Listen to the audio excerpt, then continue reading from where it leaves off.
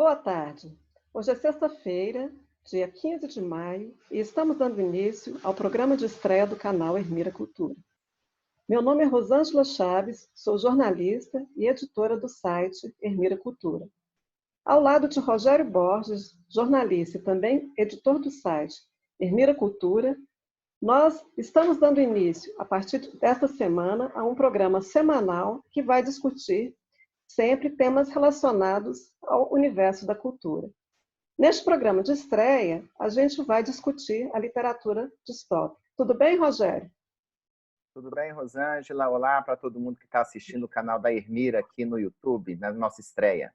Pois é, para lembrar que nós estamos falando aqui de Goiânia, eu do Parque dos Cisnes, aqui um bairro bem aprazível, perto da Universidade Federal de Goiás, e o Rogério do Jardim Goiás, não é, Rogério? Isso, um bairro aqui ao lado do estádio Serra Dourada. Rogério, então, para a gente dar logo início à nossa conversa, né?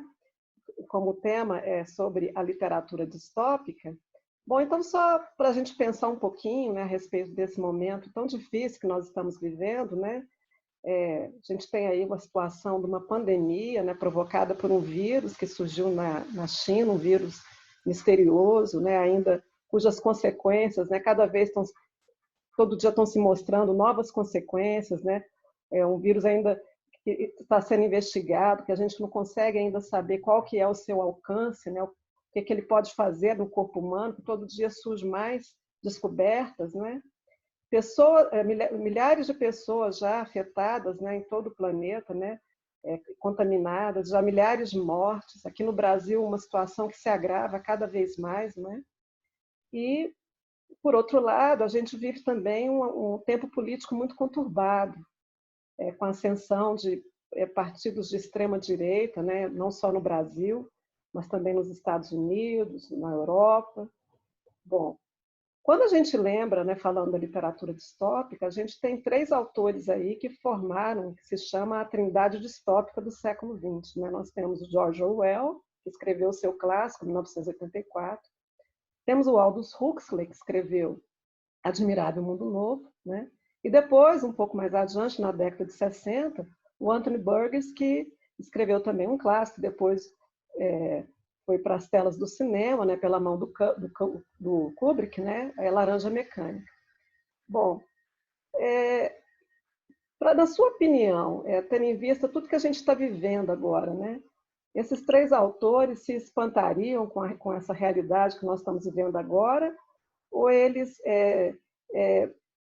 constatariam, não é, que, na verdade, eles tinham profetizado, né, esse tempo tão sombrio que nós estamos vivendo?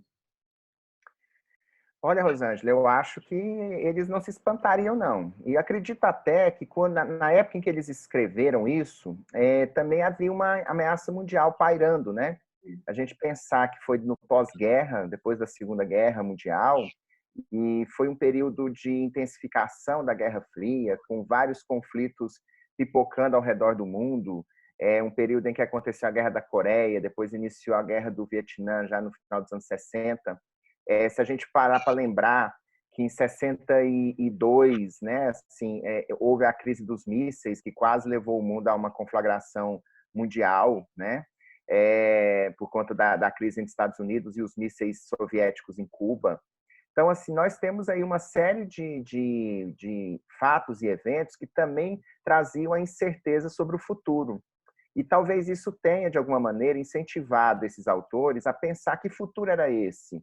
Esse futuro altamente tecnológico, e a Segunda Guerra já havia mostrado que a alta tecnologia poderia ser utilizada contra a humanidade também. Se a gente for pensar, por exemplo, a bomba atômica, né, de Hiroshima, as bombas atômicas de Hiroshima e Nagasaki, havia ali naquele momento a ascensão da cultura da computação, né? Se a gente for parar para pensar que foi durante a Segunda Guerra Mundial em que os primeiros computadores de fato começaram a surgir, e a internet, ainda como uma intranet, ela era um mecanismo de comunicação militar, né?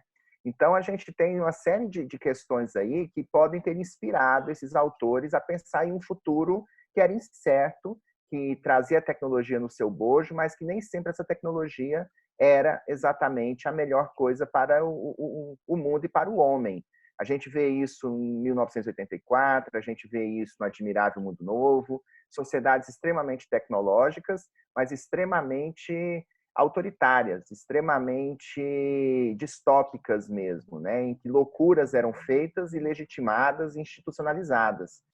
Então, eu acredito que eles diriam que vivemos hoje uma evolução natural daquilo que já se previa 50, 60 anos atrás, né?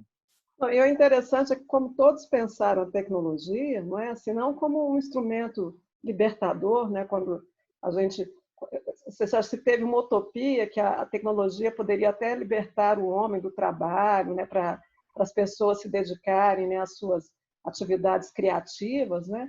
Mas em todos esses três livros, né, como que a tecnologia no 1984 já, né, quando a gente pensa, por exemplo, aquelas teletelas, né, que estão em todo lugar vigiando as pessoas, e hoje a gente tem isso nos nossos celulares que nos rastreiam, né?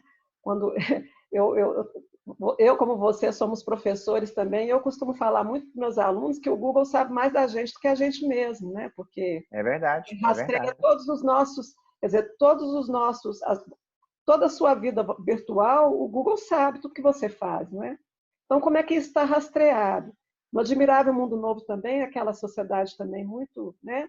Tecnologia presente em tudo, e a questão também de como que as pessoas procuram uma falsa felicidade, né? Através dos medicamentos, quando a gente for pensar, por exemplo, Exatamente. até há pouco, né? Assim, a felicidade prometida, por exemplo, pelos Prozacs da vida, não é?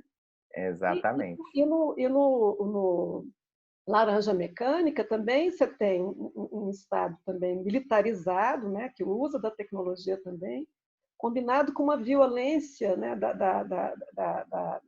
permeada na sociedade, no caso que está enfocado lá no Laranja Mecânica, que é a violência juvenil, não é?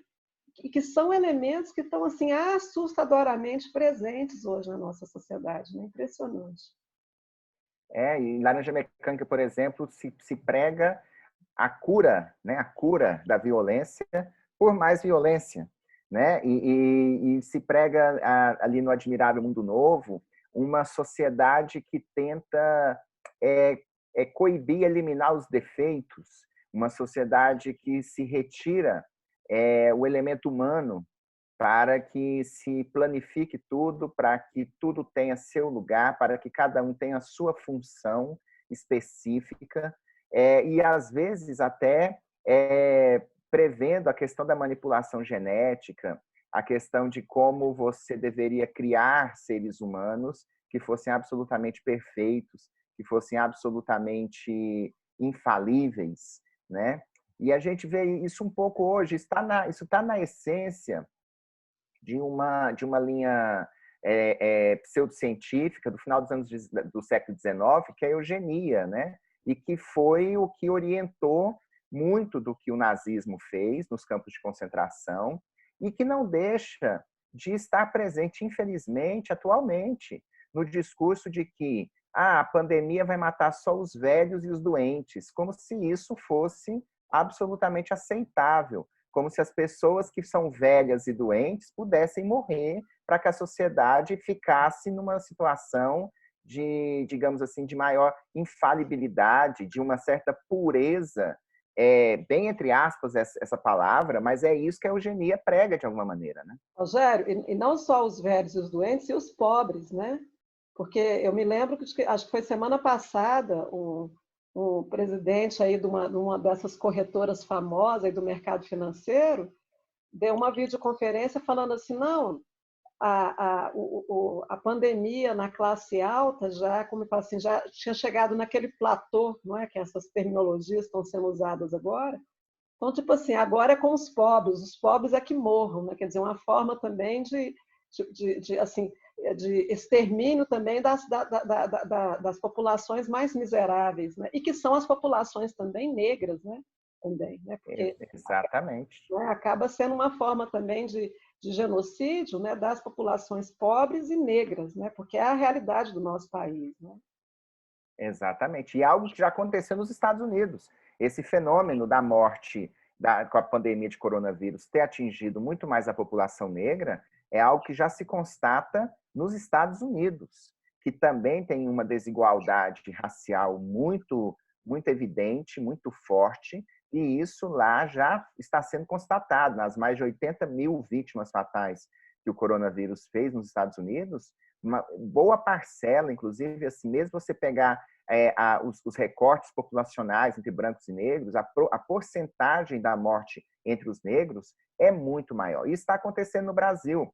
Recentemente, a Agência Pública de Jornalismo Investigativo, que é uma iniciativa muito interessante, que todo mundo pode acessar, fez uma pesquisa sobre isso, uma reportagem grande sobre isso, mostrando que sim, nós já estamos vivendo esse momento em que o coronavírus afeta muito mais as populações negras do que as populações brancas. Não por uma questão genética, não por uma predisposição orgânica, nada disso, mas por uma questão social, porque estão morrendo muito mais pobres do que ricos hoje com coronavírus no Brasil. É claro, porque por todas as questões sanitárias, né, essas pessoas vivem em moradias muito precárias, não é? A questão do acesso à saúde, não é? Todo, quer dizer, essas pessoas estão numa condição muito mais vulnerável, não é? À pandemia, porque elas não têm como se proteger. E elas tão pouco podem se dar o luxo de fazer isolamento social pelas próprias condições de moradia, não é? Pelas condições também de trabalho, muitos são trabalhadores informais, né, que são obrigados, né, a sair de suas casas para poder ganhar o seu alimento. Então, realmente é uma situação que a gente vê que é colocar em prática práticas eugênicas, né, assim, né, nem, pode ser que não seja uma política deliberada de governo, mas é uma política consentida, não é? Ela não pode estar assim com todas as letras, mas ela é como se ela fosse consentida, não é? Pela própria sociedade também, né? Então E essa é uma característica dos enredos distópicos na literatura. As pessoas aceitam aquela situação, as pessoas se submetem àqueles programas que lhes são impostos e se submetem sem que reajam. E quando há uma reação, quando há algum tipo de contestação, isso é extremamente atacado, extremamente soterrado pelo poder central. A gente falou de 3 autores ingleses, mas a gente tem, por exemplo, um autor brasileiro e goiano, que é o José J. Veiga, que também faz isso naquele O Estranho Mundo de Vaza Barros. Quer dizer, aquela sociedade estratificada em que cada um precisa cumprir um papel e não pode sair desse papel e tem que aceitar todas as arbitrariedades que aquela sociedade impõe, né? sim. Mas voltando aqui aos nossos autores, eu estava até para que a gente combinou essa pauta e eu estava lá relendo o 1984, fiquei muito espantada, né, com o lema lá do partido, né, do grande irmão, que é guerra é paz, liberdade é escravidão e ignorância é força. Como que esse lema ganhou um significado, né? E, infelizmente, que ganhou uma realidade, vamos dizer assim, nesse país, nesse Brasil de 2020, você não acha? Quando a gente Nossa, pensa, totalmente. guerra é paz, quer dizer, na verdade, quando a gente pensa no nosso governo que vive do conflito, não é? Que aposta na ignorância, não é? Aposta na ignorância. E a própria ideia de liberdade e escravidão, quer dizer, hoje, usando a palavra liberdade para dizer, não, as pessoas precisam ter liberdade de trabalho, precisam ter liberdade para se deslocar. O uso da palavra liberdade, por exemplo, para poder disseminar fake news, quer dizer, olha que noção de liberdade é essa? Uma liberdade que escraviza os outros, não é? Que escraviza as mentes, ou que libera os outros para poder morrer, é isso que é liberdade? E aí a gente vai para uma das polêmicas, né, das inumeráveis polêmicas que esse governo gera cotidianamente, que é aquela peça de propaganda em prol do fim do isolamento social, produzida pela Secretaria de Comunicação da Presidência da República, que remete ao terrível, tenebroso lema que está em cima dos portões dos campos de concentração, né? Quer dizer, o trabalho liberta. O trabalho, aquilo era de um cinismo e de um sadismo total. O trabalho liberta, você está entrando com milhões de pessoas para campos de trabalhos forçados e de extermínio, com esse lema. Está lá em cima do portão de Auschwitz, está lá em cima do portão de Dachau, está lá em cima do portão de Sobibor, está em cima de todos os portões, o trabalho liberta. Aí vem novamente essa questão que o Orwell, com certeza, trouxe em 1984.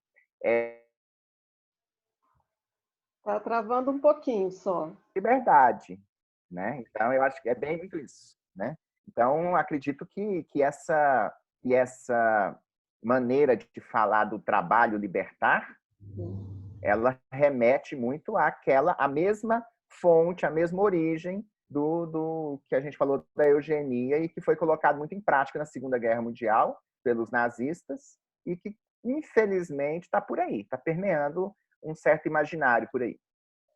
E o que também está muito presente nessa literatura, eu estou aqui lembrando do Orwell, mas a gente também vai ver em outros autores, como que é essa distorção da verdade, essa perda da significância das palavras, não é? Tudo isso também visando assim, um controle do pensamento, não é? Quando a gente vê, no caso do Orwell, né? Por exemplo, você tinha um Ministério da Verdade que, na verdade, cuidava da disseminação de mentira e da alteração contínua do passado, né? Porque para controlar o presente e o futuro, eu preciso controlar o passado. Então, eu mudo o passado ao meu bem, quer dizer, na verdade, assim, solapando aquilo mesmo que nos torna humanos também, que dá, assim, aquilo que, vamos dizer assim, aquilo que dá sentido para a nossa vida também, que é ter uma memória, não é? Quer dizer, e ter uma memória coletiva. Quando você perde isso, você perde qualquer referência, né? A questão de você criar uma nova linguagem, que é a tal da novilíngua, que, na verdade, o trabalho era, cada vez mais, você ter um vocabulário mais reduzido para justamente afetar até a sua capacidade de pensar, porque o pensamento é linguagem. Então, se a minha linguagem é pobre, se eu vou destruindo o sentido das palavras, se eu vou eliminando palavras, quer dizer, a minha própria capacidade de pensar também é afetada, não é? Isso, exatamente. E essa é uma estratégia. Isso é uma estratégia de regimes autoritários. Basta ver que todos os regimes autoritários odeiam escritores, né? Eles odeiam os poetas, eles odeiam aquele que trabalha com a linguagem. Filósofos, exatamente. Tem até aquela passagem, você que é filósofa, Rosângela, você sabe melhor do que eu, que é a passagem da República de Platão, que ele diz que se quiser ter um domínio completo da política da República, a primeira coisa que tinha que fazer era que eliminar os poetas, né? É um perigo, né? Era um perigo. Tanto que se fala da República de Platão, não é? Que na verdade ele faz uma espécie assim de tirania, né? Que ele queria fazer não, assim, é uma espécie assim de regime ideal, mas acaba sendo, de certa forma, por mais que ele seja lá governado pelo rei filósofo e tudo, mas acaba sendo uma forma de tirania mesmo, né? Porque tem toda também é uma sociedade de castas ali, não é? Exatamente, as mulheres não têm vez nenhuma, né? Aquela coisa dos escravos. Até mulheres têm, né? Na República de Platão tem, porque as mulheres também vão receber a mesma educação que os homens. Nesse ponto é até interessante. Mas a questão é a estratificação que ele faz, não é? E de você dizer que ou não pode ficar na sua república e querer expulsar os poetas, né? É complicado mesmo. Complicado, né? E a gente vai ver um pouquinho isso depois, né? Essa questão do déspota esclarecido, lá no Príncipe, né? Do Maquiavel, né? Que ele vai fazer digamos assim, após a Idade Média ali, como que o príncipe deve agir, e ainda que seja mais sutil em certas coisas, ele também né? Quer dizer, ele também domina o discurso, ele precisa dominar o discurso da sociedade. Ele que tem que ser o dono da verdade e do discurso, né? Não pode ceder isso a ninguém, né? Mas agora, coitado, acho que nem o mais maquiavélico dos maquiavéis é, é, imaginar, Não. né, esse grau de distorção da verdade não é, e todos esses mecanismos usados agora para controle do pensamento, para controle das pessoas, essa aposta na ignorância, né? Isso, todas essas tecnologias, vamos dizer assim, que emergiram, né, no século XX, ali nos regimes totalitários, e que a gente está vendo ganhar força agora de forma assustadora, né, Rogério? E eu acho que isso aí está a literatura, essa literatura distópica ou de ficção científica do século XX. Acho que o grande pulo do gato dela é justamente ter percebido que estava na tecnologia o ponto de inflexão. Quer dizer, porque essa questão de querer dominar vem lá da Grécia Antiga, como a gente conversou aqui. Uhum. Mas no século XX e para o XXI, há uma novidade, que é o avanço tecnológico que permite, que dá instrumentos para que isso seja feito de uma maneira inédita e numa proporção inédita. Então, eu acho que há dentro dessa literatura distópica, essa visão que a gente pode chamar de profética, porque ficção científica costuma ser profética, Júlio Verne foi profético em muita coisa, H.G. Wells foi profético em muita coisa, o Bradbury foi profético em muita coisa, e eles também foram nessa questão de como a tecnologia poderia ser empregada para destruir certas verdades e discursos e para consolidar certas mentiras, certos panoramas de ignorância, certos modelos de dominação que dominam com a anuência do dominado. Isso é que é uma coisa também bastante interessante, né, para a gente perceber nesses enredos, né? Sim. Bom, mas também a gente pode usar a tecnologia também para, né, felizmente, a gente pode fazer Sim, outros usos da tecnologia, não é? E é fazendo uso dessa tecnologia que nós vamos, né, estar aqui toda semana para, exato. né, assim, abordar vários temas da cultura, né? Rogério, então, assim, eu quero aproveitar esses minutos finais aqui para a gente pedir para as pessoas se inscreverem no nosso canal, para a gente poder aumentar o nosso alcance, né? Dar os likes. Aí, e a gente já vai se despedindo aqui, não é, Rogério? Você queria dizer mais alguma coisa? Não, eu queria dizer apenas para que a gente continue lendo. Acho que a leitura é muito importante. Época de quarentena, talvez até dê tempo de ler um pouco mais. E acho que a leitura nos esclarece no sentido mais lato da palavra. Quer dizer, eu acho que nós precisamos disso hoje em dia. Mesmo a ficção, a poesia, que parece ser algo que é supérfluo, não é. Não é. Ali há muito da alma humana, há muito do que nós podemos ser e do que desejamos ser. Então, acho que a leitura é muito importante nesse momento, porque ela sim nos liberta.